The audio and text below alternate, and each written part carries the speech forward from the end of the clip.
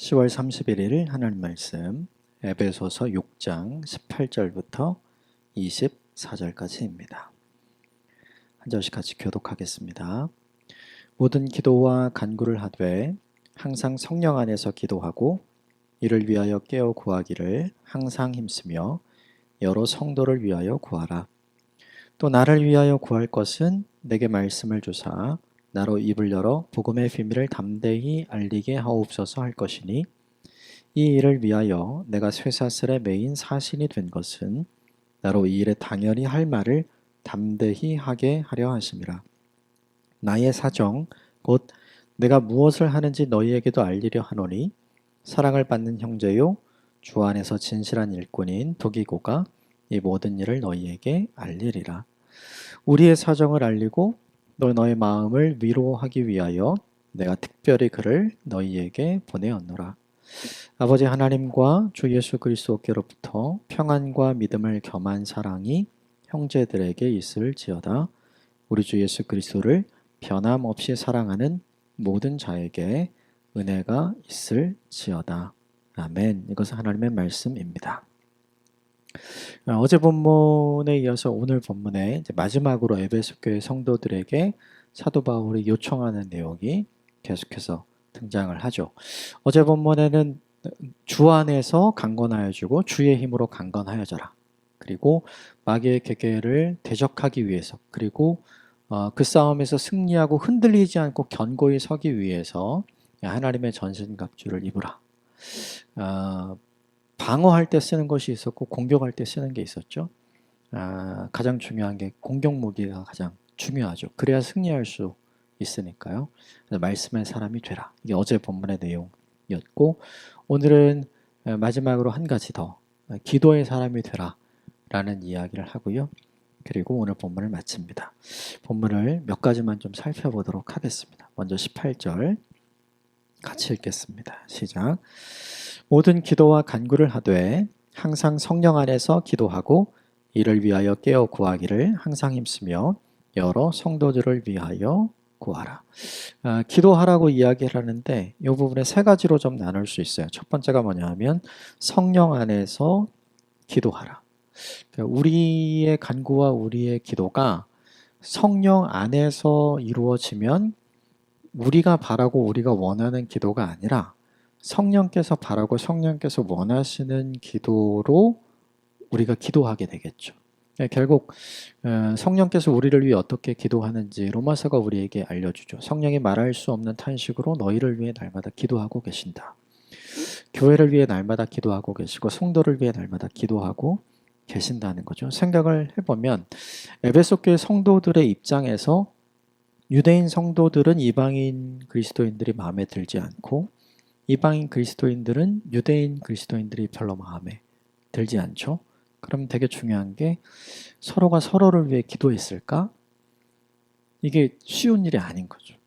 서로가 서로에게 험담은 할 수 있고 또 안 좋은 말은 쉽게 할 수 있지만 서로가 서로를 위해 기도한다는 굉장히 어렵거든요. 성령 안에서 성령께서 하시는 기도를 닮아간다는 의미가 어떤 거냐? 우리의 기도가 성령의 기도를 닮아간다는 것이잖아요. 생각을 해보면 하나님은 누구 편일까? 하나님은 과연 이방인 그리스도인들 편일까? 유대인 그리스도인들 편일까? 둘 다 아니죠. 왜냐하면 에베소서가 분명히 계속 그렇게 이야기했죠. 예수 그리스도의 십자가의 은혜로 이제는 하나님 앞에서 유대인이나 이방인이 있는 것이 아니라 하늘의 시민이 있는 것이고 그리고 하나님의 권속이 있는 것이다. 모두 다 하나님의 가족이 있는 것이다. 이렇게 이야기를 하잖아요. 그러니까 다시 말하면 사람들이 보기에 에베소 교회 안에는 이방인 그리스도인들과 유대인 그리스도인들이 나누어져 있지만 하나님의 관점에서 하나님의 입장에서 보자면 그들은 모두 다 하나님의 자녀들이고 그들은 모두 다 천국의 시민인 거죠. 구분이 없는 거예요. 사람들이 볼 때는 악군과 적군이 분명하게 보입니다. 그런데 하나님이 보실 때는 그 누구도 적군이 아닌 거죠. 그 누구도 포기할 수 없는 거예요. 사람들은 우리를 더 사랑하실까? 저들을 더 사랑하실까? 그런 생각을 할 수 있지만 하나님의 입장에서 보면 똑같이 예수 그리스도 피값으로 산 사람들, 대속의 은혜를 주신 사람들이기 때문에 다 중요하게 되는 거죠. 이 본문이 우리에게 보여주는 게 뭐냐면 사람의 관점과 하나님의 관점이 다르듯 사람의 기도와 성령님의 기도가 다르다. 그러나 교회가 추구해야 될 방향은 뭐냐면 이것이죠. 성령께서 하는 그 기도를 닮아가야 한다. 그래서 성령 안에서 기도해야 한다. 교회가 분쟁에 쌓이게 되면 사람들이 가장 알고 싶어하는 게 있어요. 뭐냐면 너는 누구 편이냐. 그래서 되게 중요한 게 각자 편을 나누고 각자 패를 나누어서 각자 예배드리고 각자 기도회를 합니다. 승리를 위해서. 그런 일을 하는 분쟁 중에 있는 교회를 안타깝지만 우리가 얼마나 많이 봅니까? 웃을 일이 아니죠. 사실 굉장히 슬픈 일이에요. 그런데 그런 일들이 실제로 우리의 삶 가운데 주변에서 많이 볼 수 있게 되잖아요. 결국에 무엇이 우리에게 필요한가 적용해 보면 내가 원하는 것이 관철되도록 하는 기도가 아니라 성령께서 하나 되게 하시는 것을 지키는 성령님의 기도가 우리에게 필요한 거죠. 내 관점이 필요한 게 아니라 하나님의 관점이 필요한 거죠. 두 번째는 뭐냐면 이를 위해 깨어 구하기를 항상 힘쓰며, 그러니까 늘 깨어서 기도하라는 의미죠. 어제 본문에 악한 마귀의 괴계를 대적하고 싸움에서 승리하고 견고히 서기 위해 하나님의 전신갑주를 취하라. 그러니까 완전 무장한 군인처럼 해라. 이렇게 돼 있잖아요. 완전 무장한 군인이 전혀 쓸모없는 때가 있습니다. 완전 무장한 군인이 잠들어 있을 때. 그 사람의 완전 무장은 전혀 쓸모가 없게 되는 거죠. 그러니까 완전 무장한 군인은 잠들면 안 돼요. 깨어 있어야 돼요. 하나님의 전신갑주를 입은 성도와 교회는 잠들면 안 돼요. 깨어 있어야 되는 거죠. 그러니까 잠들지 않고 깨어 있다는 증거가 뭐냐 하면 기도라는 거죠. 기도를 멈추지 말라는 의미가 되겠죠. 언제 기도를 멈추게 될까 생각을 해 봐야 돼요.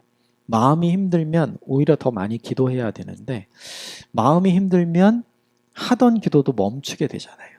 예배의 자리도 피하게 되고 찬양하는 자리도 피하게 되고 기도의 자리는 더 피하게 되죠. 오히려 사람들과 함께 모여서 내 마음이 힘든 것을 토로하고 누군가를 비난하고 비방하고 험담하는 일들을 훨씬 더 쉽게 자주 하게 되는 우리의 모습을 발견하지 않나요? 에베소 교회에 그런 것이 있었기 때문에 악독을 피하고 험담을 피하고 비방을 피하라고 계속해서 이야기했던 이유가 바로 그것이죠. 다시 말하면 멈추지 말고 해야 할 일이 있다. 그것은 뭐냐 하면 성도들을 위한, 너희들을 위한 기도는 절대로 멈추면 안 된다. 이걸 알려주죠. 마지막 세 번째가 뭐냐 하면 여러 성도를 위하여 구하라. 이 본문의 여러 성도들이 누굴까? 다른 교회, 다른 지역에 있는 교회가 아니에요. 그게 아니라 에베소 교회 안에서 함께 교회를 이루고 있는 성도들을 위해 기도하라는 거죠. 사이가 원수 같아졌는데 서로를 위해 기도하는 게 쉬울까요? 전혀 쉽지 않죠. 또 하나는 내가 눈 감고 기도하면 내가 용서할 수 있을 것 같고 내가 품을 수 있을 것 같지만 눈 뜨고 막상 그 사람과 함께 있는 자리에 있다 보면 그 사람 전혀 수용하지 못하는 나 자신을 또 발견하게 되잖아요. 그럼 자연스럽게 그를 위한 기도 혹은 그들을 위한 기도는 하지 않게 되죠. 나를 위한 기도, 우리를 위한 기도만 하는 거예요. 그러면 기도를 하면 할수록 너와 나를 구분하는 모습이 되는 거죠. 그러니까 그걸 하지 말라는 거예요. 오늘 이 본문, 어제 본문에서 이제 말씀의 사람이 되라고 이야기했지만 오늘 본문에서는 기도의 사람이 되라고 이야기합니다. 어떤 기도의 사람이 되어야 하는가? 성령께서 기도하시는 것처럼 기도하는 사람. 누구를 위해서 내 편을 위해서가 아니라 교회 전체를 위해서 기도하시는 성령의 마음으로 기도해라. 성령님의 기도를 닮아가라. 이렇게 얘기하고요. 기도를 멈추지 말아라. 이렇게 이야기하고 함께 있는 성도들을 위해 넓은 마음으로 기도하는 사람이 되어라. 이렇게 이야기하죠. 이것을 우리에게 좀 적용할 필요가 있는 것 같아요. 내 기도의 넓이는 얼마나 넓은가? 내 기도의 깊이는 얼마나 깊은가? 품이 커야 많은 사람들을 포용할 수 있잖아요. 성령께서는 교회 전체를 포용하시지만 나는 누구를 포용하고 얼마나 포용할 수 있는가? 그것이 과연 우리가 성령님을 얼마나 닮은 사람이 되는가를 보여주는 표지가 되겠죠. 오늘 본문의 18절에 사도 바울을 통해서 하나님께서 주신 세 가지, 성령 안에서 기도하는 것, 늘 깨어 기도하는 것, 그리고 성도를 위해서 기도하는, 기도를 멈추지 않는 사람 되게 하시고, 그리고 성령님의 기도를 닮아가는 사람이 되게 하시고, 무엇보다 나 자신만을 위해서가 아니라 우리 모두를 위해서 기도할 수 있는 하나님의 사람이 되시기를 주님의 이름으로 축복합니다. 19절, 20절 같이 읽어보겠습니다. 시작. 또 나를 위하여 구할 것은 내게 말씀을 주사 나로 입을 열어 복음의 비밀을 담대히 알리게 하옵소서 할 것이니 이 일을 위하여 내가 쇠사슬에 매인 사신이 된 것은 나로 이 일을 당연히 할 말을 담대히 하게 하려 하심이라. 나를 위해서 기도해라, 중보기도 해달라 이렇게 요청한 거죠. 그런데 중보기도 한 내용이 있어요. 지금 사도 바울은 지금 투옥 중이잖아요. 그러니까 사도 바울의 입장에서 제일 중요한 과업, 기도 제목은 무엇이냐면 추록하는 거죠. 재판이 다 마무리되고 모든 것이 다 정리되어서 감옥에서 나오는 것. 이게 사실은 사도 바울에게 가장 중요한 기도 제목이 되어야 할 것 같은데 오늘 본문은 그렇지가 않죠. 추록을 위해서 기도해달라 이런 얘기가 없죠. 다만 내가 있는 곳에서 복음을 담대히 전하는 사람, 당연히 할 말을 할 수 있는 사람이 되게 해달라. 이렇게 기도하죠. 그러니까 사도 바울에게 있어서 우선순위는 뭐냐면 감옥에 있는 내가 추록하는 게 아니에요. 그게 아니라 내가 감옥에 있든 밖에 있든 상관없어요. 나는 밖에 있어도 복음을 전할 사람이고 감옥에 있어도 복음을 전할 사람이니까 대신 내가 감옥에 있다고 해서 내 문제가 온전히 해결되지 않는다고 해서 내가 복음 전하는 것을 꺼리는 사람이 되거나 하나님을 원망하는 사람, 불평하는 사람이 되지 않기를 위해서 기도하고 있는 거죠. 당시에 이런 사람들이 있었어요. 사도 바울의 모습을 봐라. 하나님이 기뻐하시는 사람이라면 사도 바울이 감옥에 있도록 하나님이 그냥 두시지 않을 것이다. 사도 바울이 진짜 하나님의 소명을 받은 사도의 역할을 감당하는 사람이라면 하나님이 어떻게 그의 앞길을 열어주시지 않겠느냐. 이렇게 하면서 사도 바울의 사도성을 폄하하는 사람, 사도 바울의 사역을 낮게 평가하는 사람이 그 시대에 굉장히 많았거든요. 여러 서신서에 그것이 드러나죠. 그런데 사도 바울은 그것을 다 개의치 않았어요. 만약에 그런 간증이 사도 바울에게 있었으면 얼마나 좋았을까요? 내가 주님께 주님, 내가 여기서 나가야 되겠습니다. 꺼내주십시오라고 기도했는데 그 기도를 정말 들어주신 거예요. 그러면 사람들에게 가서 그 간증 계속 하겠죠. 내가 힘들고 어려울 때 이렇게 기도해서 이런 일도 있었고 이런 일도 있었다. 만약에 그렇게 되었다면 사도 바울의 고생담은 없었을 거예요. 내가 죽을 뻔한 위기도 있었고 내가 강도도 만났고 내가 도적도 만났고 내가 매도 많이 맞았다. 내가 굉장히 어려운 인생을 살았지만 그럼에도 불구하고 내가 복음을 전하는 일에 담대하게 쓰임받는 하나님의 사람이 되었다. 사도 바울의 그 간증은 전혀 무기력한 내용이 됐겠죠. 곰곰이 생각을 해보게 됩니다. 사도 바울이 무엇을 위해 기도를 요청하고 있는가? 내 상황이 나아지기 위해, 사람들이 나를 더 이상 비방하지 않는 상태를 만들기 위해, 그것을 위해 사도 바울이 기도해달라 하지 않았어요.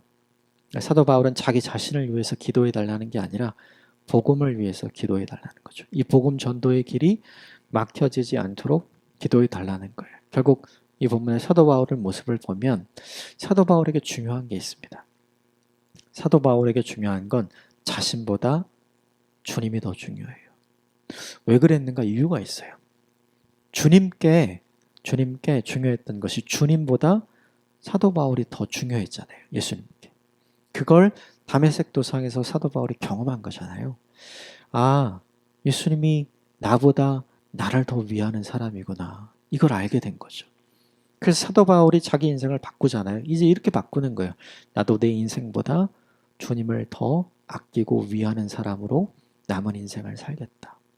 그래서 그의 기도가 바뀌지 않고 그의 기도의 제목이 바뀌지 않는 것이죠. 이 본문이 우리에게 주는 도전이 있죠.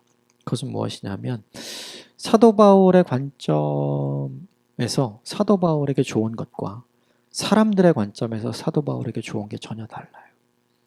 사람들은 사도 바울이 추록하는 게 훨씬 더 좋다고 생각하지만 사도 바울은 그렇게 생각하고 있지 않는 거죠. 이게 뭐냐 하면 사도 바울은 사람들의 관점이 아니라 자신을 보는 하나님의 관점이 있어서 그런 거죠. 그리고 이 관점이 저와 여러분들에게 있기를 주님의 이름으로 축복합니다. 우리도 누군가에게 기도 부탁하잖아요. 기도 부탁할 때 우리를 위해서 기도해달라고 부탁하잖아요. 우리가 알아야 될 건 뭐냐면 내가 나를 위하는 것이 주님이 나를 위하는 것과 같은 것인가. 오늘 사도 바울처럼 분명하고 선명한 깨달음이 저와 여러분에게 있기를 주님의 이름으로 축복합니다. 사도 바울은 알았어요. 내가 추록하는 것보다 하나님께 더 중요한 것이 있다. 어디에 있든지 내가 복음을 전하는 사람이 되는 것. 우리가 기도하고 있는 기도의 제목들이 있잖아요. 그렇죠? 근데 생각해 보면 그것이 이루어지는 것보다 더 중요한 게 우리에게 있는 것 같아요. 그것이 이루어지지 않아도 하나님이 가장 나를 위하시는 분이라는 사실을 믿고 이 세상을 살아가는 것. 저와 여러분이 이 사도 바울의 관점을 닮은 하나님의 사람이 되시기를 주님의 이름으로 축복합니다. 마지막 21절, 22절 같이 읽어보겠습니다. 시작. 나의 사정 곧 내가 무엇을 하는지 너희에게도 알리려 하노니 사랑을 받는 형제요 주 안에서 진실한 일꾼인 두기고가 모든 일을 너희에게 알리리라. 우리의 사정을 알리고 또 너희 마음을 위로하기 위하여 내가 특별히 그를 너희에게 보내었노라. 두기고는 사도 바울과 함께 선교 여행을 같이 했던 사람이었죠. 두기고가 사도 바울이 디모데처럼 신뢰하는 아들처럼 생각하는 사람이었어요. 그런데 그를 보내서 내가 에베소 교회 성도들을 위로하기를 원하고 또 그를 통해서 내 소식을 알리기를 원한다. 이렇게 이야기하죠. 내가 가면 제일 좋은데 내가 못 가니까 대신 두기고가 갈 거야. 그런데 두기고가 가는 것은 곧 내가 가는 것과 같은 거야. 이런 마음과 이런 심정으로 두기고를 보내주죠. 이 본문이 우리에게 보여주는 게 두 가지가 있는 것 같아요. 그 뭐냐면 우리에게 이런 사람이 있는가? 두기고와 같은 사람. 내가 믿고 맡기고 보낼 만한 사람.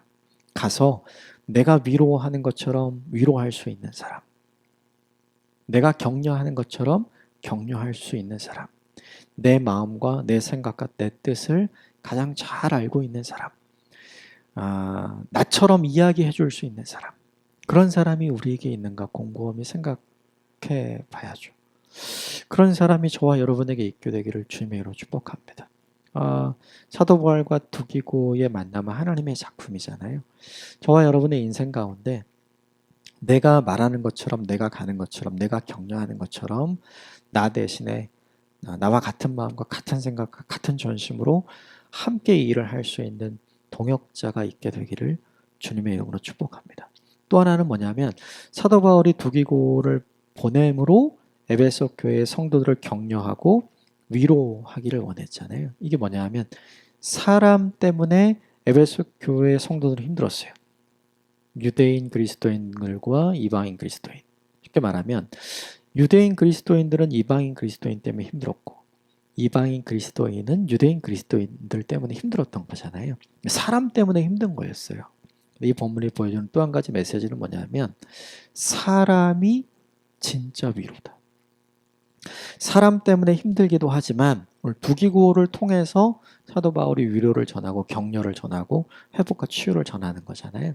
그러니까 사람이 진짜 위로가 되고 사람이 진짜 사랑이 되고 사람이 진짜 힘이 된다는 거죠. 그 사람이 어떤 사람인지가 굉장히 중요해요. 오늘 본문에 주 안에서 진실한 일꾼인 두기고 주 안에 있는 사람이라는 거죠. 하나님께 충성하는 사람.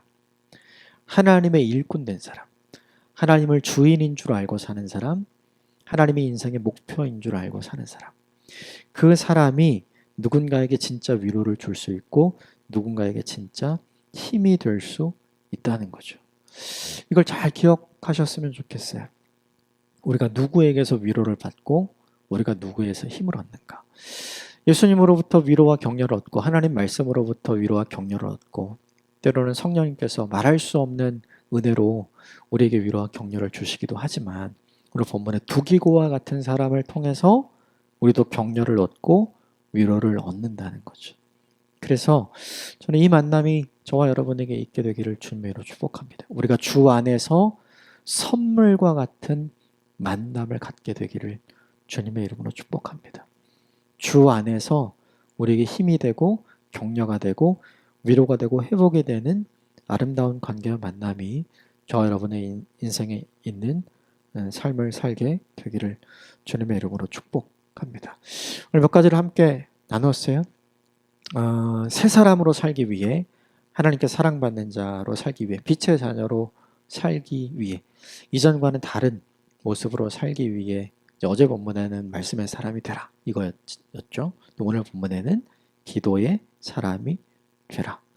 결국 말씀의 사람이 되고 기도의 사람이 되어야 마귀의 계계를 이기고 승리하고 흔들리지 않는 하나님의 사람이 될 수 있는 것 같아요. 그래서 오늘 하루도 기도의 사람으로 살아가는 저와 여러분이 되시기를 주님의 이름으로 축복합니다. 나를 위해 중보하며 기도할 수 있는 사람이 있게 되기를 바랍니다. 그러나 그들에게 기도를 요청할 때 내 입장에서 좋은 게 아니라 하나님의 관점에서 좋은 것을 부탁할 수 있는 하나님의 관점이 저와 여러분에게 있기를 바랍니다.